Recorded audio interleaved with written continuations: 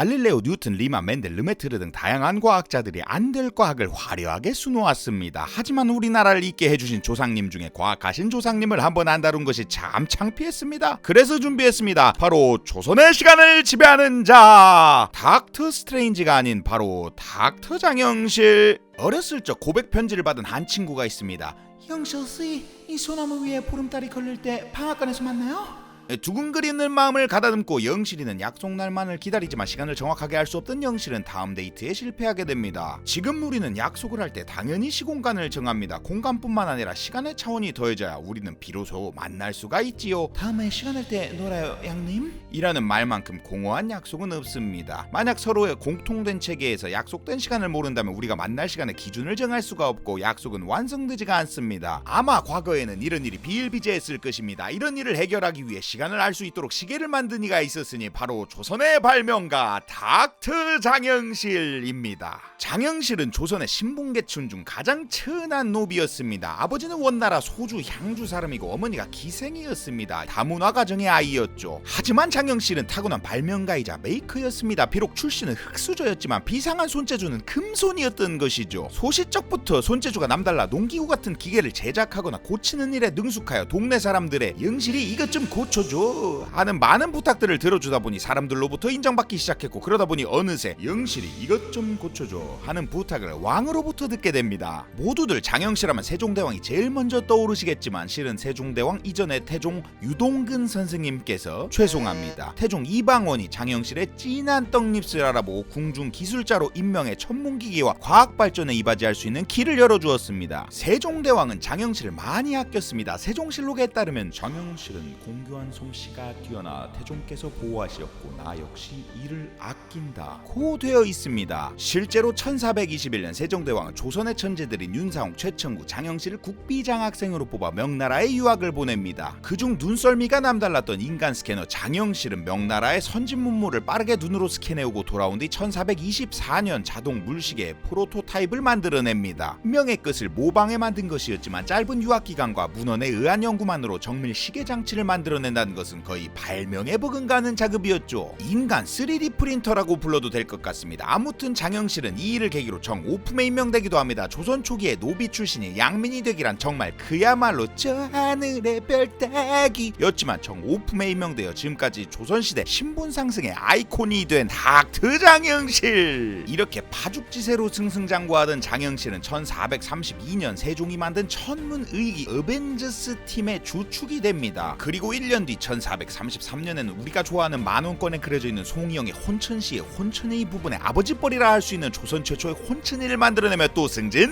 정사품 호군 역시 닥터 장영실. 세종실록 기록에 따르면 영실의 사람됨이 비단 공교한 솜씨만 있는 것이 아니라 성질이 똑똑하기가 보통에 뛰어나서 라고 되어 있을 정도입니다. 하지만 이것은 시작에 불과했습니다. 닥터 스트레인지에게 시간을 다룰 수 있는 아가모토의 눈이 있었다면 닥터 장영실에게는 시간을 정확히 알 수 있었던 발명품들이 있었다는데 바로 다양한 천문 시간 측정 의기들을 7년 만에 뚝딱 만들어냅니다. 아마 잠 안 자고 일만 하는 워커홀릭이 틀림없었을 것입니다. 당연히 장영실 혼자 이 많은 천문 시간 측정 의기들을 만들어야겠다고 생각했을 리는 없고 뒤에서 미션을 주고 칭찬을 해주며 채찍질하던 사람이 있었을 텐데요. 맞습니다. 시대의 현자 세종대왕입니다. 그 당시 명나라에서는 다른 나라들이 하늘에 대해 공부하는 것을 엄격히 금지했습니다. 명나라의 황제가 직접 천명을 받아 천하를 다스리니 명나라 외 주변국은 모두 황제가 하사하는 역법을 사용해야 했습니다. 조선 역시 매년 명나라에 사신을 보내 귀한 선물을 바치고 명나라 황제가 하사한 달력을 받아 사용해야 했습니다. 하지만 그렇게 받은 날짜와 시간의 기준은 조선에 맞지 않아 백성들이 농사하기에 참으로 불편했습니다. 세종은 이 불편함을 일찍이 알고 외교적인 위험을 무릅쓰고 독자적인 조선만의 시계와 달력을 만들어내는 일을 장영실에게 명하게 된 것이죠. 그리고 메이커 장영실은 묵묵히 이 이상과 비전을 실현시킵니다. 그럼 이런 배경을 바탕으로 만들어진 뛰어난 발명품 메이드 바이 영실 한번 제대로 알아보겠습니다. 첫 번째 발명품, 어벤져스의 닥터 스트레인지에게 타임스톤이 있었다면 장영실은 정말 타임을 알려주는 스톤을 만들어냅니다. 앙구일부? 앙구일구? 앙부일부? 헷갈리시죠?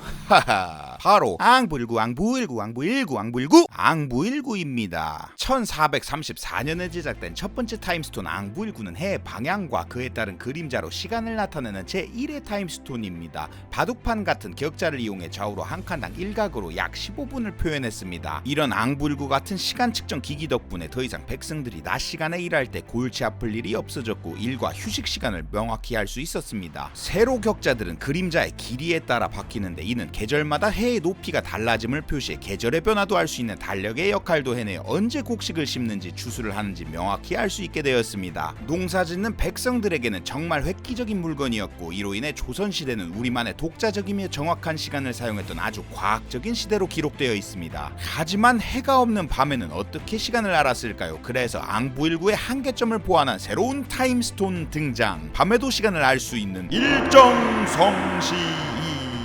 일정성시의는 해식의 별식의 두 가지 기능을 갖춘 천문 관측 의기입니다. 낮에는 태양의 그림자로, 밤에는 북극성을 기준으로 일정하게 돌고 있는 별들의 움직임으로 시간을 측정하였죠. 다른 시계들의 시간을 보정할 때 사용되기도 했습니다. 역시 다 만드는 닥터 장영실. 그 다음 진정한 명품 만원지폐에 등장하는 조선시대 타임스톤의 끝판왕, 스스로 자7격 물시계 루.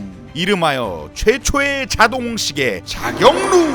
신기하게도 자경루는 물의 부력을 이용하여 각각 37개의 큰 쇠구슬과 작은 구리구슬을 자동으로 낙하하는 힘으로 시간을 알려주는 정교한 기계였습니다. 하루를 12지신으로 나누어 2시간마다 종을 치며 사람들에게 시간을 알려주었죠. 계절마다 낮과 밤의 시간이 조금씩 달라지는데 15일 주기로 해가 진 밤 시간 동안 오경 25점이라는 시간을 통해 경마다 북, 점마다 징이 울리며 오차를 조정했습니다. 역시 닥터 장영실. 경점 시각을 알리는 자동 장치는 0과 1 이진수 원리를 이용하여 오늘날 우리가 사용하는 디지털 전자시계의 핵심 부품인 디지털 계수기와 동일한 기능을 기계식으로 구현한 것입니다. 당시 조선의 공학 기술이 얼마나 정교한 것인지 위대한지를 여기서 알 수 있습니다. 주목! 그 당시 사람들은 인형이 시간을 알려주니 귀신이 지키는 것 같다고 놀라며 감탄했다고 합니다. 시대를 초월해 감탄을 자아내는 최첨단 발명품은 역시 메이드 바이 닥터 장영실. 날씨가 흐리거나 비가 오는 날 해식이나 일정성시로 시간을 알 수 없을 때 낮과 밤의 시간까지 책임져준 자경루. 사실 이런 시간 측정 기기 덕분에 시간과 계절의 변화 또한 비교적 완벽하게 측정했지만 조선의 시간을 더 완벽하게 바꿔준 보정왕 줄규표도 있습니다. 규표는 하루 중 해가 제일 높게 뜬 시간마다 그림자의 길이를 측정해 1년이라는 시간의 주기를 정확하게 알 수 있었습니다. 오늘날 우리는 365일이 1년이라는 사실을 누구나 다 알고 있습니다. 윤년이라고 4년마다 한 번씩 2월에 29일을 넣어 366일로 계산하고 있죠. 하지만 600년 전인 조선시대 이미 이 사실을 알고 365일이 아닌 365.251이라는 1년 주기를 거의 정확하게 측정했던 것입니다. 변화는 밤낮의 길이와 계절, 날씨의 좋고 나쁨에 상관없이 너무나 완벽했던 독보적 시간 개념을 갖춘 스마트한 조선시대의 주목! 이렇게 바쁜 와중에 장영실은 어마어마한 선물을 만들기도 합니다. 자신의 재능을 알고 등용해준 세종대왕에게 감사한 마음을 담아 핸드메이드 억루를 선물합니다. 이것은 선녀와 12지신들이 시간을 알려주는 세종만을 위한 최고급 맞춤형 수제 물시계였습니다. 맨 위에는 혼천이가 달려 천문 현상을 표현했습니다. 큰 산 위로는 실제 절기에 따라 태양의 고도와 원근이 바뀌면서 태양이 뜨고 지기도 합니다. 그 산 아래는 백성들이 농사하는 모습이 담겨 있습니다. 이는 농경생활하는 백성에게 세종대왕이 선물한 시간이라는 개념이 얼마나 중요한 역할을 하는지 알려주는 것이죠. 디자인 또한 아름다운 감성적인 발명품이었습니다. 핸드메이드 선물을 받은 세종대왕 아랑곳하지 않고 끊임없이 장영실에게 일감을 줍니다. 두 위인의 관계는 아마 선견지명이 있는 세오와 최고 성과를 내는 팀장 정도 혹은 교수님과 압도적인 논문 머신 박사과정생 정도였겠죠? 사장님 나빠요. 아무튼 장영실은 또 만듭니다. 1438년에는 수많은 천문 시간 관측 발명품들을 담아내는 흠경각을 완성합니다. 이 짧은 7년이라는 세월 동안 과학기술 넘버원이 되게 해준 메이커 장영실은 무려 종3품 대호군 승진! 승승장구 장영실! 아마 많은 대신들의 질투를 샀을 것입니다. 이제 2품? 1품? 어느 급까지 올라가나 싶더니 안타까운 사건이 발생하게 됩니다. 흠경각 완성과 함께 천문 어벤져스가 끝나고 난 뒤 1442년 장영실이 책임지던 임금의 가마가 부서지는 사건이 발생합니다. 이 일을 계기로 장영실의 기록을 찾아볼 수 없게 됩니다. 자동 알람 시계와 최고급 맞춤형 수제 시계도 뚝딱 만드는 장영실이 과연 가마를 튼튼하게 못 만들었을지가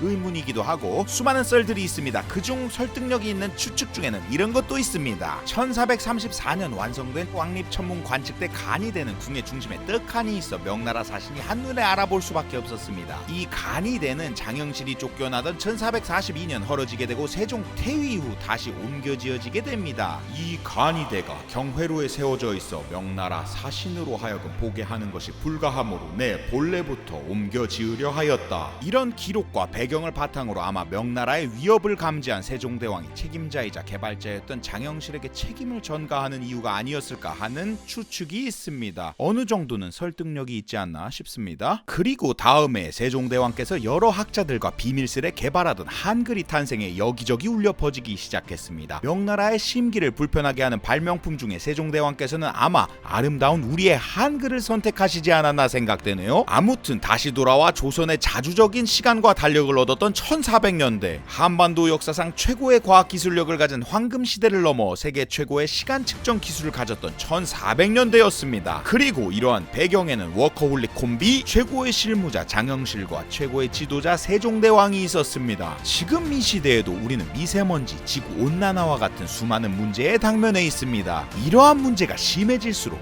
옛 지혜로부터 배워 수많은 과학공학 인재들을 교육하고 발굴하고 그들이 역량을 발휘할 수 있는 무대가 만들어진다면 과학자와 공학자들의 노력으로 우리 사회의 여러 문제들을 해결할 수 있지 않을까요? 그러한 지혜를 과학자 열전으로부터 배웁니다. 처음 시도해보는 과학자 열전 보시고 재미있으셨다면 좋아요와 댓글 그리고 구독 부탁드립니다. 반응이 좋지 않거든 과학자 열전은 역사의 뒤안길로 스스로 파묻히도록 하겠습니다. 그럼 모두 만수무강하소서.